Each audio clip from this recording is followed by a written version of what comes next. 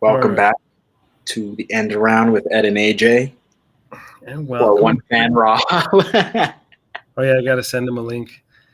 Um, Big Dog I Rob. think it's pretty much ready here. Let me see. Fan Raw. Oh yeah, I gotta send him a link.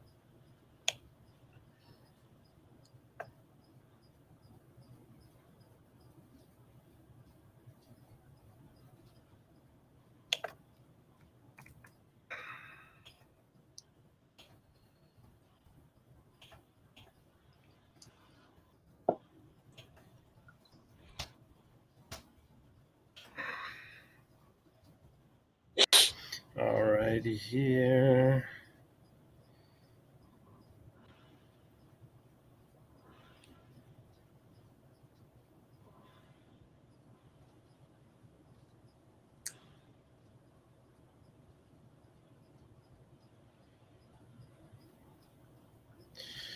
All right.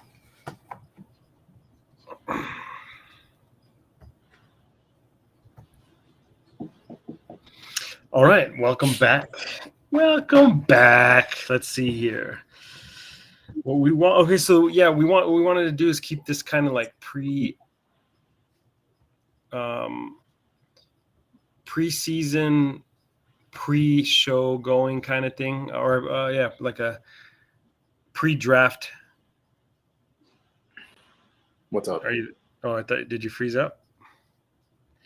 Oh, let me see. It looks like Are you're you frozen? Am I frozen? No. Yeah, you're frozen. Shit. It's all right. It says your network connection's all the way though, huh? Let me see what's up with that. Let's see here. Yeah, you are frozen. Oh, there you go. You're back now. Okay.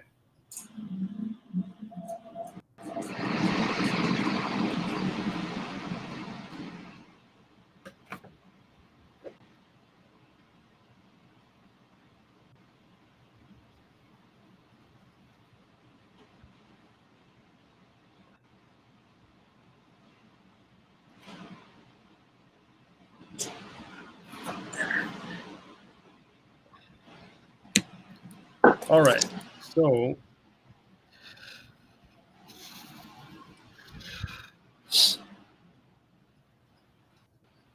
we had a bunch. So yeah, what we wanted to do is before we get into the season and go into our regular format, this is our pre-draft kind of special and our pre-draft discussion.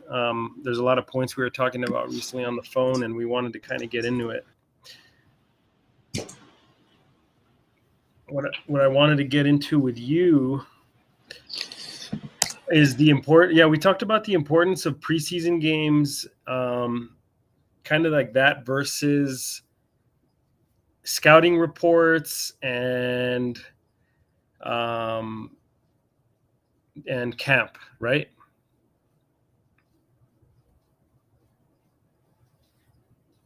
Wrong. Okay, I tell you what, I'll talk about it since AJ decided to cut me off. I think that the preseason games are iffy.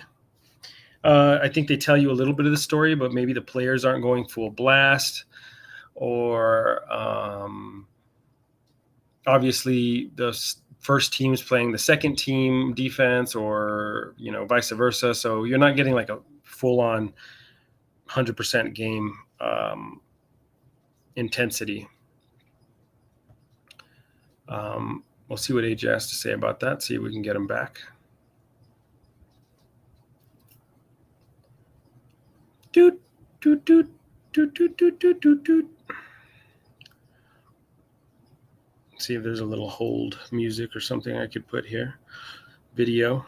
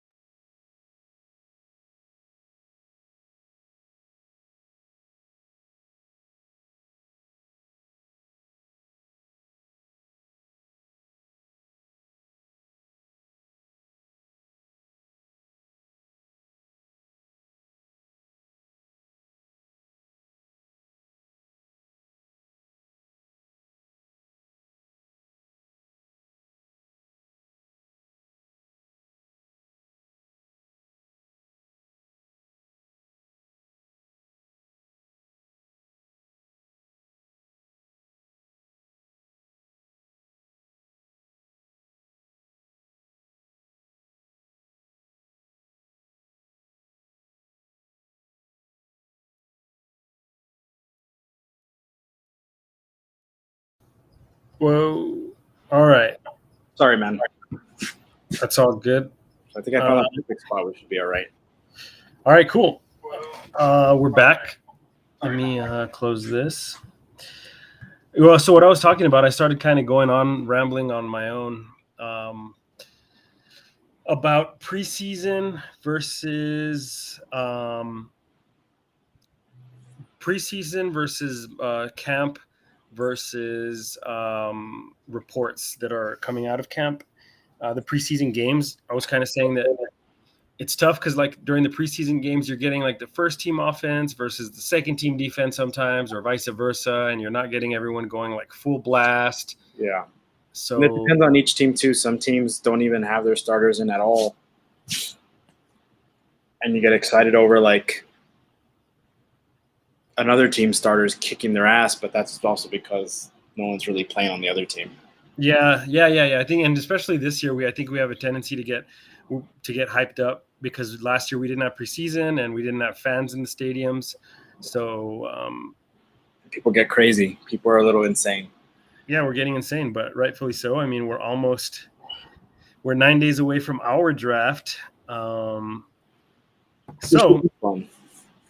what's that? Which should be a good one. Yeah, it should be a good one. We have 2 drafts that day, and then I have another 10-man draft that is separate from the other 2 we're in. So, yeah, let's get into some of our notes here, which is – so, yeah, what we were talking about this the other day, which is the local beat reporters, Gesundheit, local beat reporters and getting their takes because they're on the sidelines at the camps, right? At the campsites. Yeah, so a lot of I'm pretty sure this is like how it is with every beat reporter for teams. And I'm not talking about the beat reporters that are sponsored or hired by the team. Yeah. Or not even those. Yeah, so like ESPN, NFL Network, all those big ones, we throw them out. And then I would also throw out like, so NFL.com has like Buccaneers.com.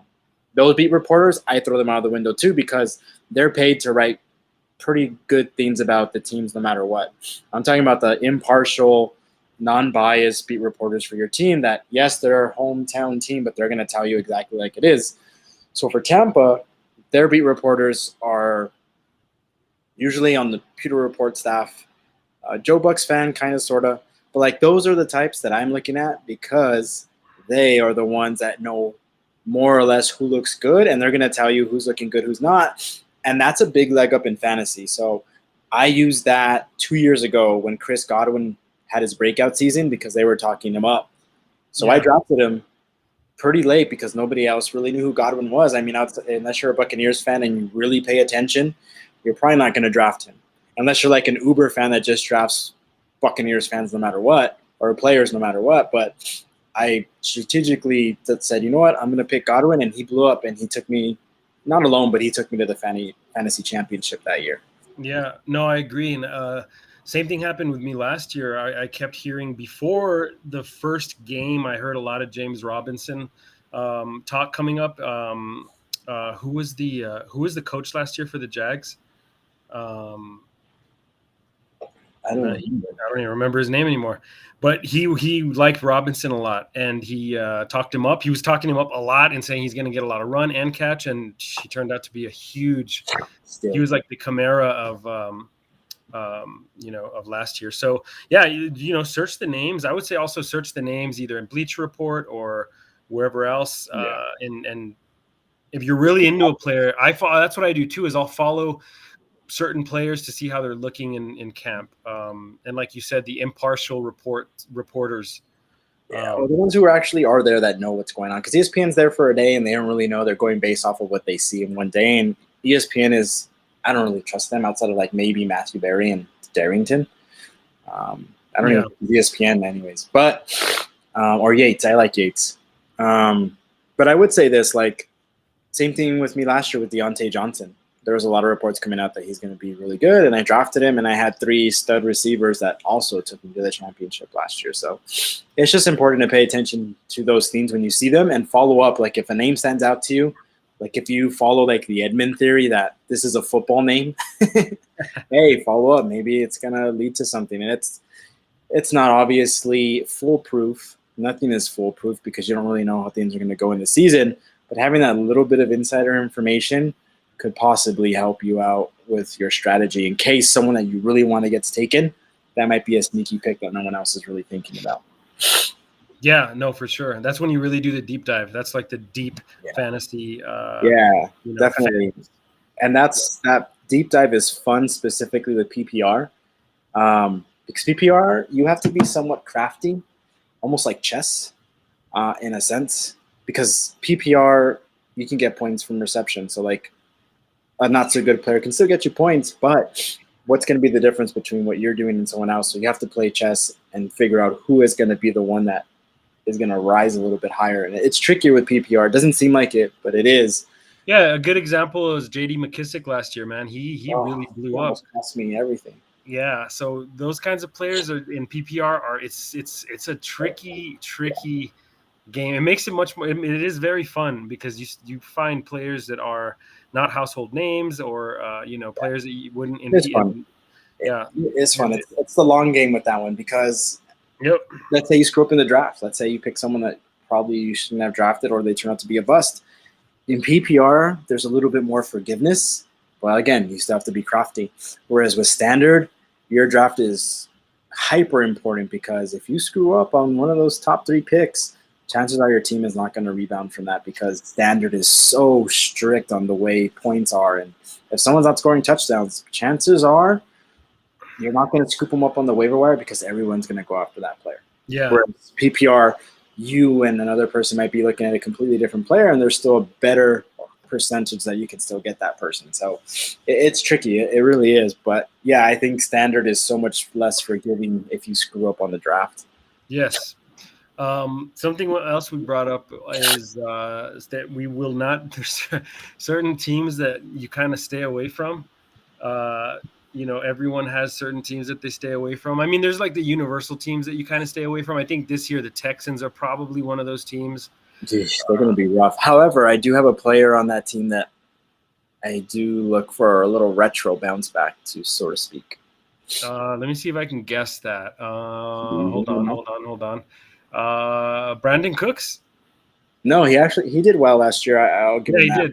He did. But I think David Johnson could have a pretty decent year and he's going pretty late, so you can possibly gamble on him. Man, yeah, he might not even be drafted in some leagues. Like I bet in 10-team leagues you could find him on the waiver wire. Probably on 10-team for sure, but he in Yahoo leagues he's getting drafted pretty low. Like because a great round.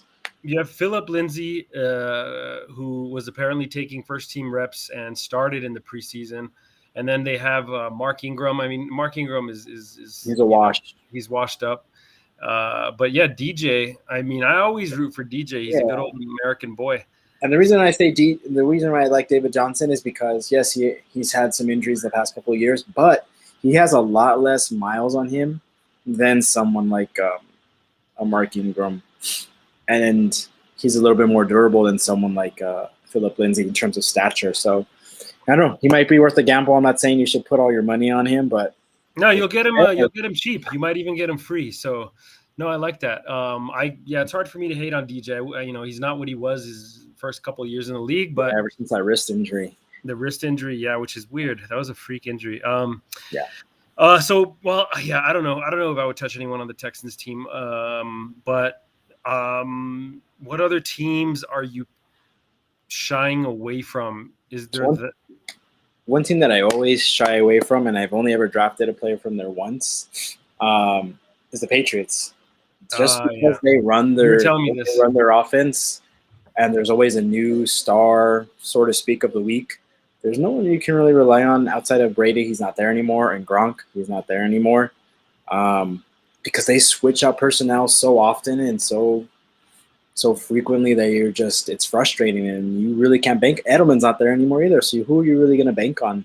Well, there's a couple of players that I would kind of put my at least a couple marbles in this year, and it would be Damian Harris, especially now that Sony's gone, and Jacoby Myers. I like both of those guys on that team. I think Myers looked really sharp in the preseason game the last couple games. He did. But my problem is the same thing as it is every year with the Patriots. There's a guy who, for a string of 2 to 3 games, they kill it, and then they disappear for the rest Yeah, of and last year, remember, I don't think Myers had a touchdown all of last year. So maybe It's he's a tough due. team, man. Well, maybe last he's year was due for also, something. and I think that's an anomaly. I don't think Cam Newton's going to pass for as many touchdowns as he did. Oh, yeah, that's what I was going to say. I think there's positive touchdown regression coming from the receivers totally. and from Cam. I like Damian Harris, though, as you know, especially I think he's going a little higher now. He's moving up the ranks, but I think I would take him as a or a bench depending on the size of the league. It's fair. But, I mean, I'm not touching them ever until they change their personnel and coaching. But for now, I'm not touching them. More players for everybody else. Yeah, you can have those players all you want. Another team that I'm definitely very, very hesitant to touch is anyone on the Detroit Lions. It's really hard to trust Goff as a quarterback. And then going into, which I don't really necessarily buy into, but Edmund has this theory that the Lions are cursed at running back because of Barry. I don't really buy into that. I think it's just this is my post Barry Sanders. The post Barry after Barry Sanders, there's a curse on Lions running backs. You know, there's been a couple of good ones that come along. I remember I had Joik Bell like in 2000, a long time ago. 2000. See, like, Swift was still good last year. He just got hurt. Which is why he's dropping in point taken drafts. But if he's there in the 5th or 6th round, he's tempting. He is tempting. Look, I'll say that in my mock drafts, he's fallen quite a bit, and I get tempted because there's no other like stud running backs, and I'm like, he's kind of a stud running back who's falling. He is, and if you think about it, like who's that offense really? Hawkinson is mainly it, which is another good player. He's been falling for a tight end. I would gladly take Hawkinson. Yeah, he fall. It's because he's not exciting. He's not like a Waller or a Kittle or a Kelsey. Yeah, I think I would generally fade Swift though. Ultimately, I mean, I think the only player I'm touching on the Lions is Hawkinson, and you know, throughout the season, once the season kicks off, like someone's going to step up as a receiver. You know, someone's going to find him on the waiver wire or whatever, and they're going to have that one guy that's like lighting it up. So, yeah, I mean, it's possible. But with that being said, I'm still staying away from Lions players for the most part. I am not touching them. Swift is there, then cool, but I'm not banking on them, I guess is a better way of putting that. I'm not banking on anyone from the Lions. However, there is a bad team that I do like players on. Wait, let me guess. Hold on, let me skim through the bad teams. There's a lot of them. You think they're going to be better than what they are. I think they're going to be right around what they should be. Not the Steelers. I think. How about same color as I'm wearing right now? The Eagles. The Jets. Oh, the Jets. You like players on the Eagles though, but I do think the Jets have a couple of nice players. They could. Don't say Corey Davis. Hey. He's actually gonna get a lot of love this year, man. He's gonna get a lot of reception, so he's definitely someone to keep an eye on for PPR. And he is gonna be there. He's gonna be there. I could see him becoming a solid WR2 in PPR. Possible. He's definitely a solid flex with potential, but how much can you bank on that potential? Zach Wilson, man, who knows? I like Zach Wilson, man. He's looked he like could be a flyer if you need him late in the season. He's looked like the best rookie. He's looked like the best rookie so far. That game against Green Bay, he really showed out. For a second overall pick, I'm happy for him. I hope he keeps it up. The Jets have a lot of work to do. Obviously, they're rebuilding. So you know who I like? I like Berrios, man. Oh yeah, Berrios, but nah, he's not gonna. He'll be on the waiver wire most of the year. He will, but he's good for a flyer. I do think the Jets have more players than you can say on the lines of the Patriots. Patriots are a better team, but we're not talking about teams. We're talking about fantasy, and I like the Jets to have a little bit more because they're going to be behind in so many games. They're going to have. And then they're losing a lot of defensive players right now. A lot of edge rushers and defensive linemen. I think even a linebacker might have gone down recently. I probably should have all these stats in front of me, but I think that they're going to, just to add to your point, they're going to be down by a lot, and they're going to They're not going to be playing defense. They're going to be a whipping boy this year. Their running backs could both benefit. Michael Carter and Tevin Coleman again. No, not Coleman. The other dude. He was the rookie last year. I forgot his name. John. I don't want to say. But anyways, I think their running backs could benefit. I'm pretty much staying away from the Jets. Maybe Corey Davis, but Corey Davis has kind of been an ongoing joke. For you, yeah. I would draft Corey Davis. All right, well, you get yourself some Corey Davis. I will. I'll draft him first round. Just kidding. But I would draft Corey Davis if he's there because you need depth, and he provides depth. Something else. Oh yeah, sharing fantasy secrets. I wrote that down. I guess I don't know if that meant maybe us doing the show. I know. We kind of talked about this when I was on the road. It's just the idea that when you host a fantasy podcast, you kind of have to share more or less what your strategies are, but also just in general, like even if you have a strategy going into a draft, all bets are really off. And you kind of have to rely on instinct, but also a philosophy. It's more a philosophy than secrets. So you can say, I'm really this guy heavily. But at the end of the day, it's your philosophy. Like, are you the guy that's going to remain calm, or are you going to follow the trend? So, like, if quarterback is going early, are you going to jump on that train, or are you going to stick to the game plan that you had initially thought of? Like, hey, this is my philosophy. This is what I stick to. I don't draft quarterbacks early. Or are you just going to fall into what everyone else is doing and just go with the quarterback because you're scared you're not going to get the one you want? Yeah. Because you're right. I think that's what we got into is that once draft day finally hits, I mean, a lot of your stuff kind of goes out the window because it's like, kind of has to. You can't get attached to players. I know it's tough. It's tough. It is tough. Even as a fan, like. That's a great point, actually. You cannot get attached to players, and you have to make sure that there's other players that are on your radar. That's why you have a board, really. You should have your list of players that you want. I mean, this year, to be honest, there's 2 players I'm really looking at in the first round. JT, Jonathan Taylor, and Nick Chubb. Now, if I'm going 1, 2, or 3, or 4, that makes it that much more difficult. It's going to be difficult for me this year if I get that pick because I'm going to be like, do I just go and get one of those guys, or am I going to take a super stud like Saquon, Henry? Yeah. I hear you. I also think like you should always have 3 to 4 viable picks that you want per round. Yeah. I mean, that's always that's everyone does that though. Yeah. And I mean, like knowing like a realistic guy that 2 realistic guys that will be there, a guy that you hope will be there, because if you hope that guy's going to be there and he actually is there, you're drafting that person more than likely. And then somebody who you don't necessarily need, but he can still fit into your plans.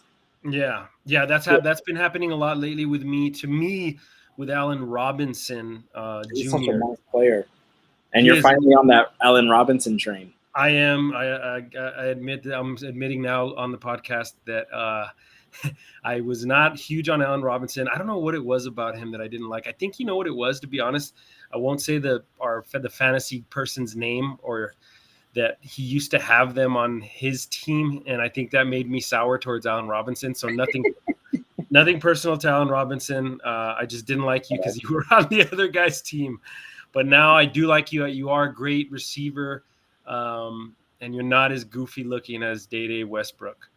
I love me some Allen Robinson. He's such a great player. But yeah, and I also think, sometimes you'll go in and be like, all right, I'm going to go running back. But if there's a really nice receiver there and you didn't think he was going to be there, sometimes you just have to go away from your plan and figure out the rest. For sure. You know what I did? Yeah, the other day. Or vice versa. Yeah. The other day I did that. I went 3 running. I was like, shit, fuck it. 3 running backs. I went like the third guy. I had my flex already, and I was like, shit, I don't have any receivers yet. But you could find in PPR, you can find the Jerry Jeudy's. You can find the PPR. It's a little easier to find still decent receivers in the 5th, 4th. So yeah, if you're in a position like that, like you were just saying, where it's like, man, you know what?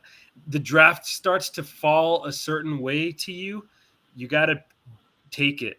You got to ride the wave. So like that happened last year. You got to ride the wave. I obviously Adams was my keeper, and then the draft fell really weird to start for us last year. And Tyreek Hill was there, and I was like, you know what? I'm gonna take Tyreek Hill. And then again, Deontay Johnson was there. So I was stacked up on receiver, and I waited because the running backs I wanted, they were gone. So I wasn't gonna panic and overdraft a running back. I was like, you know what? The ones I want aren't there. I'll get this guy later, and I'll get this guy because I think he has potential. And they were both there because nobody really thought about them. And it somewhat came to fruition with those running backs. But those are the kind of things you have to think about, like, what's your philosophy? Yes. Yeah, but that's the point. Yeah, the point here is that you, like you said, I think ride the wave is the best way to put it. You really got to play the way the draft is kind of unfolding. Yeah, and there's two ways to go. You can go and crash the wave the same way everyone else is, or you can ride the wave a different way that everyone else is. It's weird. It's fun, and I'm sure everyone who's watching this or ever's done fantasy knows that. But for people who are barely getting into this, those are things you have to pay attention to. Is don't freak out if your board does not fall exactly the way you want. Yeah, and of course we all have freak out moments. Like I was reading a thread earlier today about someone. I try to limit it. Last year maybe it happened to me once, but there's always a panic pick. You know, sometimes you panic. You did that 2 years ago when you drafted AJ Green. Yeah, but I was under the influence of a lot of alcohol. Hey, that's your own fault, bro. But yeah, to our many listeners out there, Rob, I'm talking to you. You know, just let the draft fall to you. That's what that really summarizes. So I put some player notes here. I don't know what this meant. Just writing shit down. Yeah, CEH hype again. I think we were just talking about like he's double hyped again. Yeah, but you're not sold on him anymore, or at least not the way you were a week ago. No, I actually have been fading him lately, so that he's not like what he is for me. If I'm in PPR and I take, say, an Adams or a Hill first, then I go like a CEH as my RB1 or RB2. But I have been fading him. I don't think I trust. I don't know, man. I don't know if I feel good about him. I feel like he's a little bit injury prone, and I don't like his goal line. Yeah, I'll agree with you on the goal line, but I don't think he's injury prone at all. I think he's pretty durable for his size. I think the problem was his line wasn't getting a lot of push last year. Because there was a sequence in one game. I forgot what game it was, but there was a sequence in one game where he got the ball back to back to back, and there was no push. Part of it is on him and his eyes and seeing the hole, but a lot of it was they were getting no push. So I think there will be better returns this year. I am really high on him. I think I'm higher on him than most people. I think I'm high on him this season the way people were last year.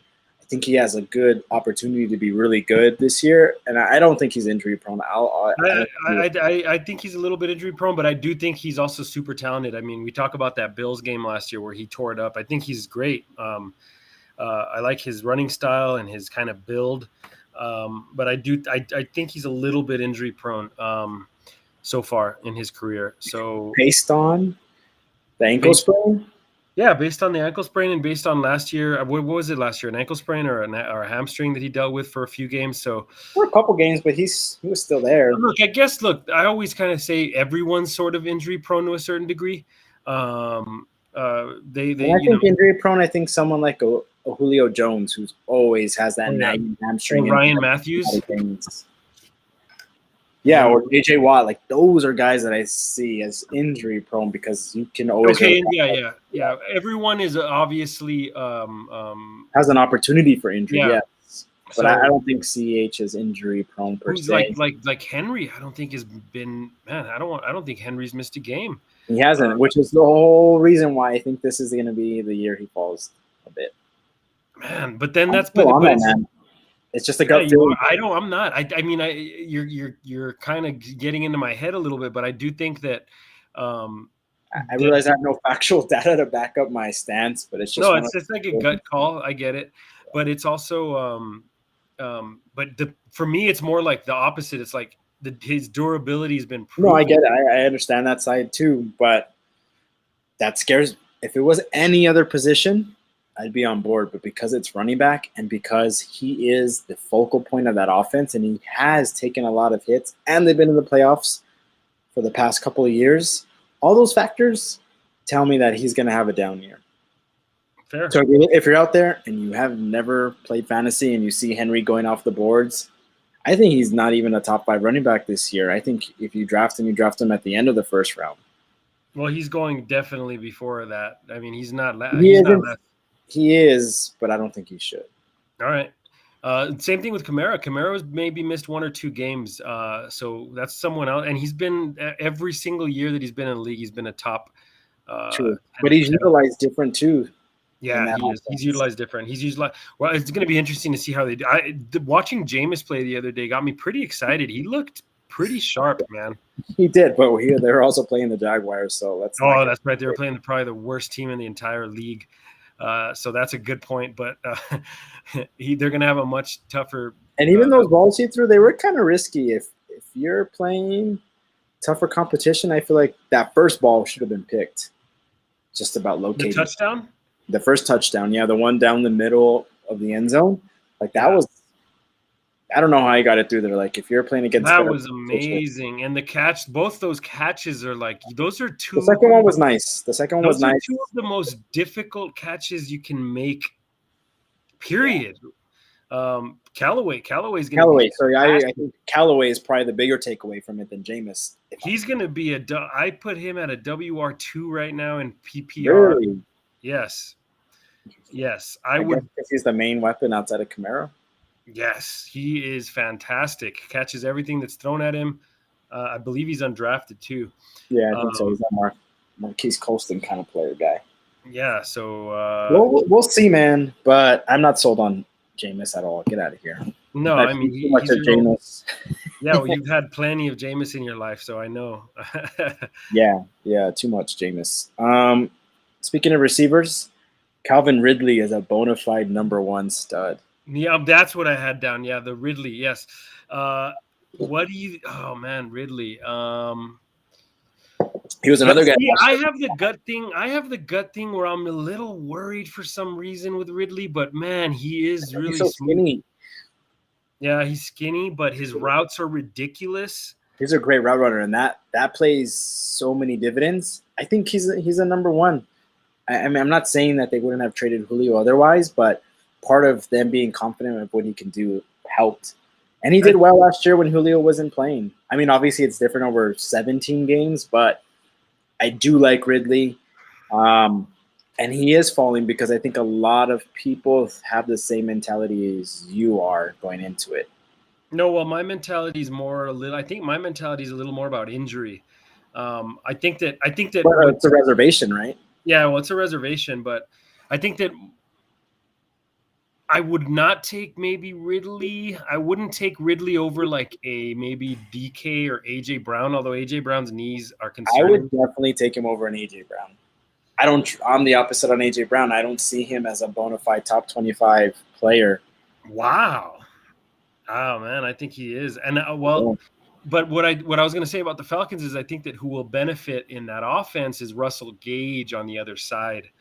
I think there's anyone else that's going to benefit in that offense. Pitts. Pitts. No, Pitts. It's the other receiver. I forgot his name. Oh, Zacharias? Yes. I think he's the one who benefits out of anyone that's not named Ridley. Well, Gage is going to – you don't think Gage will benefit? I mean – you want to talk about injury prone? He's more injury prone, I think. He's someone you should worry about more with injury than I think Ridley. Huh. Interesting. Yeah. What about Pitts? I do like Pitts where he's going in Yahoo leagues. He is getting drafted in a nice spot where he's almost forgettable, and then you see him like, oh shit, he's still here. Let me draft him. And I've been doing that in my Yahoo league, and I like drafting him at that place. He's not someone I would draft high per se, but if he's there when I'm drafting, like at the 5th round, 6th round, I might take him. I'd take him in PPR. I don't think I would take him in PPR because you don't really know how much he's really going to catch the ball or if he's really going to get those touchdowns, because he might be the focal point where they double team him because he's got so much hype around him, or he might get up. I also wonder about Matt Ryan as well. You know, He's also durability and their offensive line. How good is that offensive line? yeah, he's getting up there. You know, He didn't look good last year. He looked a little shoddy at best. He's not the same Matt Ryan from 2 years ago. no, he's not. He did, but again, he did hook it. He hooked Calvin Ridley up. Was able to Yeah, he still can throw it. He can still sling it better than at least half of the other quarterbacks in the league. But yeah, Matt Ryan is a turnover machine too. So there's a lot of things. I'm not drafting Matt Ryan, by the way. No, I don't think I'm drafting him either. I would take other. I would probably want fresher blood as my backup. Yeah, Matt Ryan's going to be going as a backup. I think that's the theme of this year's draft is we're seeing a lot of fresh blood and maybe some unfamiliar names. If you're not really following football as much, some of those names might make you weary and you might go and revert to players that you do know. So like a D-Hop and a Calvin Ridley. You might revert to D-Hop because you know what he brings to the table more consistently, whereas Ridley maybe has higher upside based on the offense he is, but you're going to draft D-Hop because you know him, whereas someone else maybe, you know what I mean? So there's a lot of that, but even to a stronger extent, we're like, oh, I know this name. I'm picking Aaron Rodgers over Justin Herbert, and I would not do that. Right. No, there's something else I wanted to ask you that is how do you – I think you've answered this before, but how do you feel about schedule, a team's schedule? We've talked about this before. As your fantasy, as part of your fantasy strategy. Right now, like where we are, doesn't mean shit because you don't really know how good a team is going to be or how bad a team is. The Saints could be better than everyone's thinking. The Falcons could be better. The Carolina Panthers, like I'm speaking about the South specifically, but all those teams could be better than we think. So all those poor defenses that we saw last year, they don't mean anything because this is a whole new year. Some of these teams have completely different staffs. There's a lot of different factors. So the same way when you analyze a schedule, like when they do it on the NFL Network or ESPN, like, oh, they got this strength of schedule. That doesn't mean shit. Yeah, it is interesting. Those are all good points. It's a moot point. Yeah. Sure, some teams obviously you can read like the Jags, the Texans. Right, of course. Those teams you can say, yeah, more than likely you're going to be able to trust them. And it does, you know, some of those case in point for David Montgomery last year after the bye week, he was a league winner. He was a league winner, and they were. But does he carry that same momentum into this season? I'm not as convinced. No. I don't know about that. I'm just talking about the schedule, the team. Right. Exactly. No, I don't know. I've never been high on David Montgomery. I don't think, now that we get into him, I don't know. Well, that's because you drafted him and he didn't do too much for you that season. It was doo-doo. Oh, yeah. I drafted him his rookie year. Yep. Yeah, that's right. I forgot about that. He was doo-doo balls. Yeah, he's done. Someone that you're not high on that I really like is Miles Sanders. Oh, that's right. I do like me some Miles Sanders. He's such a good player, man. He's a good player, but he's a little goofy. He doesn't catch the ball, and I don't like him. Yeah, he's just one of those players you don't like, but he's a player that I do like, and if he's there, which he should be, I'm scooping him up. I'm going to trade his ass out. Cool, I'll take him. That's what I was going to tell you about your league. I was like, you know what, a loophole. I was like, I hope people don't do this. Pre-draft trades, like if someone trades, say, okay, one team trades a player to the other team for a guy. They get that guy there. That's their keeper now. But that other guy gets dropped by the receiving team. You know what I mean? Yeah. Like they had no intentions of keeping him, but he's trading him to the other team. I think that would only happen if we were doing draft day trades. Oh, okay. But we're not. I was going to do that this year, but honestly, Sebastian kind of took over everything, so I didn't have time to implement that the way I wanted to. It's not hard to implement it, but the way to do it and explain it and tell everyone how to do it the right way. What, like the not trading thing? Yeah, just the way how to do it and how. Well, it doesn't look like it's going to happen. We're almost there, so you might not. I'm not worried about it. All right. Well, don't you worry about it. I'm not at all. Okay, let's go Super Bowl picks, or do we save the Super Bowl picks for the? That's so random. We haven't even really talked about the NFL itself.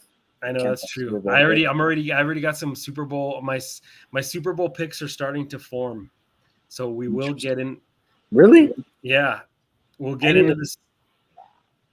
I don't like to do Super Bowl picks until like maybe halfway through the season. Oh my God, that is terrible. No, that's the whole fun is to do. Yeah, Super I know. Everyone already knows who my Super Bowl pick is. Yeah, you said I did Buffalo, tell you. I did tell you who my Super Bowl pick was. Buffalo, and Bucks. the Bucks. Bills, course. Bucks. Of No, course. Of course. I won't reveal mine until until our big preseason or our end of preseason, whatever you want to call it. Our first episode, our first what were Our we? first NFL Our podcast. first preview. It was we did the preview and the what was it? The response. Yeah. Yeah, we'll get all these kinks worked out, Rob. I will tell you this though, man. I do think the Chiefs will have a bit of a drop off, and you kind of agree with me on that. Yes. The Chiefs, I think, are going to have a little bit of a drop off. They've kind of figured them out, and the Super Bowl exposed them. Yeah, I also think it's a little bit of exhaustion too, because they've been to the championship the last 3 seasons, not the Super Bowl, the championship. That's a lot of football. So I think they're going to drop off a little bit. I think Kelsey's also not going to be what everyone thinks he's going to be this year. Yeah, I think Mahomes is sometimes also a little, I don't know, he's a little cocky for his own good or something. I don't know. We talked about this. I mean, at the same time. You have to be or what? Yeah. No, he has every right to be. Look what he's done in his short. Oh, that's what you said. Yeah, he's one of the years of the starter. Like, he's already done a lot. Yeah, he's all legendary and whatnot. I like him, but he has a funny voice. It's going to be interesting. What else can we dive into here that was interesting topics? So I know we agree on this. We're both extremely high on Justin Herbert, and I know we're both going to fight to see who gets him first without going too high. I know, man. Because I already know you and I are on the same wavelength with him, so it's going to be like, oh, do I take him or do I wait? And then navigating to. I'm not going to pay too much for. I don't want to pay over prices for him because I know, but you and I are going to think the same way. And if he's there at a certain spot, it comes down to: do I do it now or wait? Yeah, do I give up like a? Let me think about this. Am I giving up? Who's around that? Am I giving up? Pitts is usually around there. Pitts. Couple of receivers. Judy, and maybe am I giving up? Smith is there. Am I giving up Chris Carson, or is Chris Carson probably around early? He's early by there, yeah. Am I giving? I've picked Carson a couple of times too, but I'm also, as much as I loved him, his rookie year, but he's injury prone. You know what? That is an injury. He's injury prone, huh? Yes, yeah. That guy is super injury prone. So he's someone that I'm always worried to draft. He's good though too. When he's good, he's good. But he's gotten injured, and when I've drafted him, and it's cost me games and shit. So I'm weary of him. There are just certain players that I'm just like you, that I'm weary of. Some of it is logical, and some of it is just because I don't trust them for whatever reason.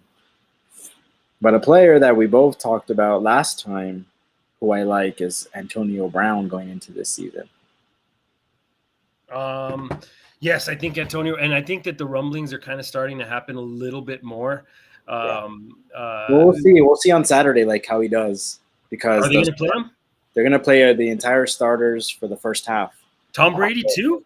Yeah, so we'll see how good this team really is. I love, me, man. I love Antonio Brown. He's one of my all-time favorite players. You do. So if you imagine he can come back to something similar to what he used to be, that'd be him, Godwin, and Evans. We keep going into all these damn weapons they have. I get it; they're good. That would be insane. Speaking of teams, so like everyone at this point should already know Tampa Bay is my team. I have a rule that I will never draft more than 2 players from a team. Any team. Not just the team that I like, but I just have this rule where I won't draft more than Oh two yeah, players on a certain team. yeah, yeah, yeah. I And mean, then I don't like it at the end of the day. I'm well, like, fuck. yeah, and the thing is, it's very interesting because certain teams can support several players. Obviously, like let's take the Chiefs for example: Kelsey, Edwards-Helaire, Mahomes, maybe this Right. year Hardman. Like if you think about it, it's kind of weird. All of these teams, you're hoping that these players have big points. And like when you have it, I'm trying to think of a recent team. Like let's go back to the Steelers with Antonio Brown, Le'Veon Bell, Roethlisberger, and maybe was one more that was pretty hot player.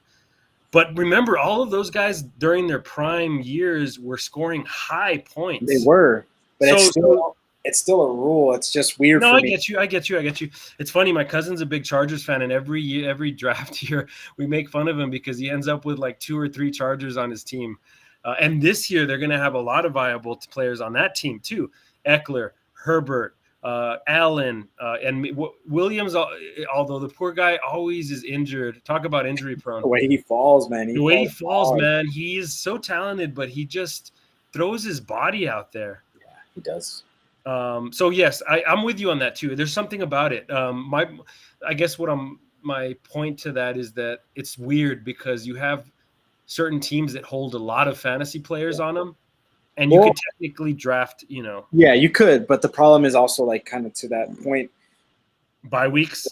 Well, not even that. That's part of it, but also, let's say Mahomes gets injured, and you have 4 other players on the Chiefs, you're fucked. No, that's true. I like to vary it up for sure. I'm trying to think of the last time I had. I mean, I like what I do like doing, even though we talked about this before. Also, this doesn't really matter if you're stacking players, but I do like a good quarterback receiver stack. It's it's fun. It's fun, but it doesn't do anything because you're still getting the same amount of points. Yeah, but it's so badass because like boom, you get like a it looks like it's deceptive because it looks like you're getting more points than you really are, but you would still get those points if you had another quarterback. No, I know. We talked about this, but it's fun. The thing that always throws me off, and it doesn't really factor in, but it does in a way. So when you're playing a team and all their games are in the morning and most of your games are the afternoon, and there's a big point differential, they're up like 110, you score like 20.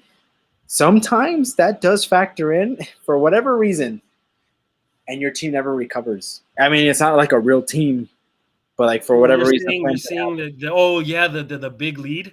Yes. That happens. You're right. You're right. It does happen. I don't know I don't know how to explain that. Yeah, it's just a weird thing. It's just like your team doesn't recover. Like it doesn't know how. Like obviously, it's not a real team, but for whatever reason, it just works out where like, you just throw those punches. Yeah, it's weird, man. It's a weird thing. So most of the time when that happens to me, I end up losing. Like if most of my guys are playing in the afternoon, chances are I'm going to lose that game. What was that game last year that you and I played, and Josh Allen couldn't get me the win? Remember? Vaguely. Yeah, I remember. I was 3 picks that game. What's that? Was that the game where he threw 3 picks? Yes, dude. And I had Carr on the bench. Titans and the Titans. Yes, Titans. Yep, and Carr could have gotten me the dub. Yeah, because they played on a Tuesday because of COVID. Yep. Fucking Titans and COVID, man. I remember that. That's another thing. Look, yeah, that's a good segue into the into another topic, which is COVID this season is still obviously looking like it's going to be a damn factor. I'm drafting everyone who's vaccinated. Shit, because even if you're vaccinated, you can still carry COVID. At the end of the day, you can still get COVID and you can still carry it. So, like, the vaccination thing doesn't really work.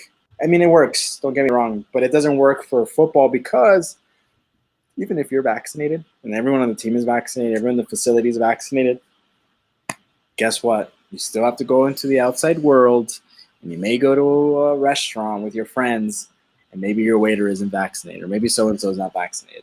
There's just a lot of little things that you have to think about that, yes, even if you're doing all the proper protocols, there's still a good chance that you can still contract COVID, and then it just derails everything. So that's still a factor. Yeah, it is a factor. It doesn't matter what NFL world we live in. That's the world we live in, for sure. Yeah, like you can't force a player to wear a mask when they're outside of the facility. Like, you can't control what they do 24/7. Nope. Yeah, this isn't a dictatorship, although it kind of is. It is, but it isn't. It's America. Yeah. Yeah, but I am. So yeah, if there's a little tip for everybody, go out and look up all of the players that are vaxxed and draft them. No, I don't know about that strategy. no, I'm just kidding. I'm just playing. I'm just kidding. So, yeah, I mean, is there any other little pre-draft? I think we might have one more show before the draft. I think we talked about, right? It's possible, or maybe we can do a show while we draft to get like instant reactions. Maybe I might, if I'm not too under the influence of alcohol that day. It's fair enough. I think the one thing to keep in mind, especially if you're new to fantasy football, is if there's a player that you really like and his draft position is lower than your position is in the draft, I would just take him. Yes, for sure. So, like, for me, Saquon Barkley, I know good news came out today, but, like, for me, Saquon Barkley is someone that I've been high on the whole offseason because he has so much upside. Yes. And I would probably take him over Zeke and Kamara. And then for me, it's between him and Cook. Those are my top two running backs. So if I'm drafting at 1, there's a good chance that I'm taking Barkley over the guys that were ranked higher than him. Yes. No, yeah, that's a great that should be something, is that if there's someone that's kind of, I've heard it before too, is that if you want within someone, reason though, I would not draft someone, and this goes to you Cowboy fans in El Paso or all of Texas, I guess. Do not draft Dak Prescott in the first or second round. I understand you like him and he's your quarterback and he's getting paid a lot of money and he's probably like a top 12 quarterback. Well, why? There's no reason for you to draft him that high. He's not going anywhere for the first couple of months. Not for the first couple of rounds. He's not And going if he does, it's another Cowboys fan who thinks he's going to go higher than he needs to go. He's not. I don't think he's going to go in the first round. He's gone in my Yahoo league. He's gone in the first round. That's every year. That's kind of crazy. I mean, very crazy. And not only that, but this year he's got a little bit more of a question mark on him. So yeah. He's going to have a lot of nagging injuries, I think, throughout the year. I think the 2 leagues we're in, I don't think anyone's doing that in our leagues. Well, I would hope not, but there was a manager last year who drafted Lamar Jackson, and I don't think he should have drafted him that high. Oh, that's true. That was just, I remember when that happened, I was like, cool. Well, come to me, more players. Cool for us, right? But, like, that's what I'm saying, like, within reason. Like, yeah, if there's a guy you want there, take him, but don't take quarterbacks in the first or second round. Yeah, and with also, okay, to play devil's advocate on the other side of that is that I have seen teams, now that not obviously not this year because we haven't drafted yet, but last year, for example, in my 10-team league, a guy took Mahomes in the first round, and that guy did end up in the Super Bowl. So you know, it depends. This year, I think there's only 2 quarterbacks that are like worthy of that if you're going that route, and those are Mahomes and Josh Allen, and I like Josh Allen more than Mahomes this year. Yeah, I agree. I do like Josh Allen more than Mahomes, but yeah, I don't know. I think, I guess what I see most of the time when people are drafting quarterbacks, it's because they don't really know how to draft. From what my experience, they're just drafting. I agree. Because they're drafting players based on like, oh, he's really good. He's a quarterback. They're not drafting based on how fantasy football works per se. Yeah. That's why I say, like, if you're new to it, don't go quarterback first. You don't necessarily need to. You need to, depending on if you're drafting PPR or standard, you need to probably draft a skill position. Yeah, and the quarterback position, a running back or receiver. And it is deep. It's very deep. And the point differential between quarterbacks is very, very minuscule. Yeah, well, look, I'm taking a quick look here because, for example, the quarterback, as far as the depth in quarterback position this year, 1, 2, 3, 4, 5, 6, 7, 8, 9, 10, 11, 12, 13. Yeah, there's about 11 to 12 potentially QB1s. Yeah, there's really good QBs, and there's some of them that you're going to be able to draft like in the 8th round or 7th round. Like Russell Wilson is going to be there. Yes, Russ and Rodgers and Brady and and even Hurts if you Herbert. believe in him, who can be a good bargain because he's a runner. Tua could be surprised this year. Even someone like I think that if he looked a lot better the other night, and I think that if he's fully recovered and he doesn't break down throughout the year, someone like Ben Roethlisberger, who has great weapons, can be someone that you know. I mean, in the first quarter alone in that game, he had 137 yards and 2 touchdowns in one half. Who are they So playing? I want to say the Falcons. So I mean, they're not playing the best competition. Let me see. Was it the Falcons? I think it was a worse team than that. Oh, the Lions. So yeah, probably worse. But what I'm saying here is the point is that what we're saying is that you can get quarterbacks pretty late. Yeah. Yeah, you can wait on quarterbacks. And to your point, that guy that drafted Mahomes, if he still would have drafted one of those quarterbacks, he probably still would have made it to the Super Bowl. Mm-hmm. Good Yeah. chance. So again, the strategy, it all comes down to your strategy and how you've mapped it out. That's really it. I think that's good for I think we should leave it there for this episode. Yeah, we can leave it there. And I think the next thing we'll probably explore is a little bit more of the NFL season itself and some we'll get into that. And then a little bit more fantasy as well. And then hopefully we'll have one before Thursday's game so we could talk about fantasy stardoms and situms and our lineups. Yes. So what we'll do, I think what we'll do is I'm looking at the calendar here. It's the 26th. The first game is actually 2 weeks from today. So we got time. Yeah, we have time. And I'd say about a week and a half from now is when we'll probably do our first official, structured show, which is our preview episode for the week. And then usually Monday or Tuesday, actually, or Wednesday is when we do our recap episode, right? Yeah. Weekend review, and then our weekend review kind of bleeds into our next week, and it's got a nice little system, so to speak. Yeah. We'll try to sharpen up as the season goes along. But that's it for now. We'll probably bring you one more fantasy pre-draft episode as our draft comes closer. I will be maybe the morning of, because by that time I should know more or less what everything's going to look like, and we can kind of talk. Well, it'd have to be pretty early. I'll be in LA at that time. It's going to be. Let me see here. My first draft is early, like at 10 or 11 a.m. Dang, son. It's the live draft, so that's why we can talk about that. Maybe we can talk about your draft and my draft that's coming up on this week, right? Maybe we will, and maybe I won't show you shit, son. Don't matter what you show me. Your 10-man is so different than the 12. Yeah, you don't have any 10-mans, right? No, 10-man. I like 10-man. It's fun, man. It's a different beast. It is. It's completely different because you can still get good players, but you don't want to get too loose with it because you still have to. Yeah, and again, like I told you, our 10-man is strict. We have no IR spots, and it's a 6-person bench. So you find some. I mean, there's good players floating around. Yeah, that's how Yahoo is. Like, even though we have a bench, we had an IR last year, because the way our waiver wire works, where you can only do 20 moves in the season. Yeah, everyone's very strategic on who they drop or who they pick up. So it's tricky, man. I learned it the hard way. My first year, I was out of waiver wire pickups by week. Oh, yeah, you have a limit. That is crazy. So when I needed players, I couldn't do shit.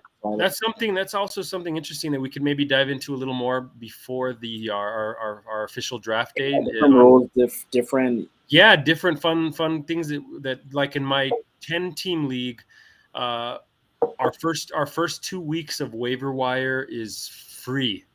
After the 2 weeks is up, it's $2 per pickup. So the pot grows throughout the season every time you make a new pickup. That's cool. Yeah, it's really cool, and it adds to the pot. And some of that money goes to our trophy presentation party. That's pretty cool. That's neat. So, yeah, there's a bunch of stuff you can. Fantasy is it's a real fun time of the year. If you guys want to take your mind off of all the craziness going, it's a good distraction. Nice lighting, by the way. I wanted to say you got that Chiaroscuro lighting going on there with the, very nice Rembrandt lighting. I still need to figure it out, but thanks. No, it looks good. All right, everybody. We will talk to you soon. Thanks for joining us, Rob. And we'll see you on the next one. Peace out, man. Later, man. All right.